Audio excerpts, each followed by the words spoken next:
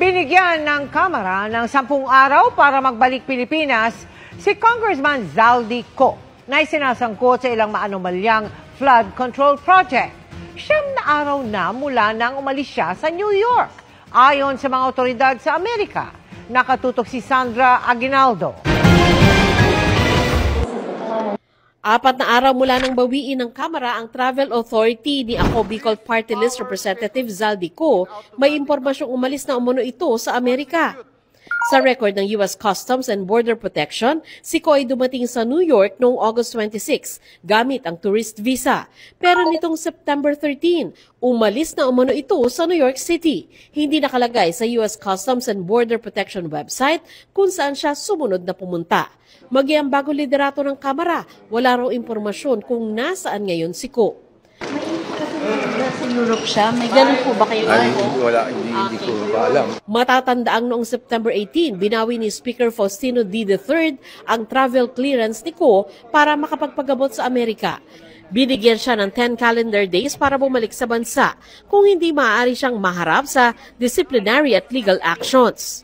May mga nagsasabing natanggap na, pero hopefully nga natanggap na para sa ganun yung 10 araw na ipinain natin sa kanya ay masunod dito. Pero pag-uusapan natin ng leadership, especially yung share ng ethics, kung ano pa yung mga pwedeng gawin para matiyak natin na makauwi si Congressman Zaldy Co. Dagdag ni D, pabor siyang ihinto na ang pagdinig ng House Infrastructure Committee at makipagtulungan na lang sa Independent Commission for Infrastructure na nilikha ng Malacanang.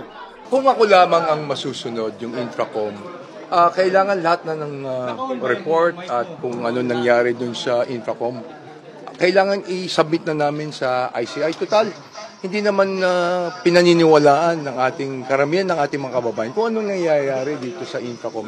Nag-convene naman sa unang pagkakataon ang Budget Amendments Review Subcommittee ng Kamara.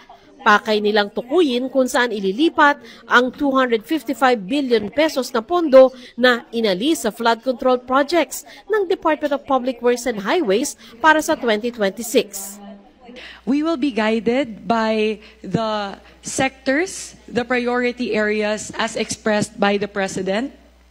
Yung menu po na inilatag ng ating Pangulo, we will of course take into consideration during today's deliberations the need to prioritize education, health, agriculture, labor, and other sectors that pertain to human capital development. Naka-livestream ang pulong para makita ng publiko ang pagbabago sa panukalang budget. Ang mga panukala na galing mismo sa mga kongresista dapat formal na nakasulat at may pirma. Daraan pa ang mga panukala sa House Appropriations Committee. May mga apektado naman sa pagkawala ng flood control projects dahil may mga lugar din naman daw na tunay na nangangailangan ito. Isa sa umaaray, ang 1st District of La Union. Sana po i-reconsider nila kasi may mga lugar po talaga na kinakailangan po yung flood control. Just like in my case, may island barangays din po kami. Kaugnay naman sa panawagang i-release ng mga mambabatas ang Statement of Assets, Liability and Net Worth o SALE nila para masuri ng publiko, sinabi ng Speaker na pabor siya rito. Sa tingin ko naman, sa ngayon, kailangan talaga maging makita nila ang ating mga miyembro at hindi lang dito sa miyembro ng ating mababang kapuluan, dito sa Kongreso, ay lahat dapat talagang makita at maging bukas ang SALE ng bawat isa. Para sa ganun talagang ipakita natin sa ating mga kababayan at may manumbalik ang pagtitiwala sa atin. Kung kakailangan ipakita ang aking SALE, why not?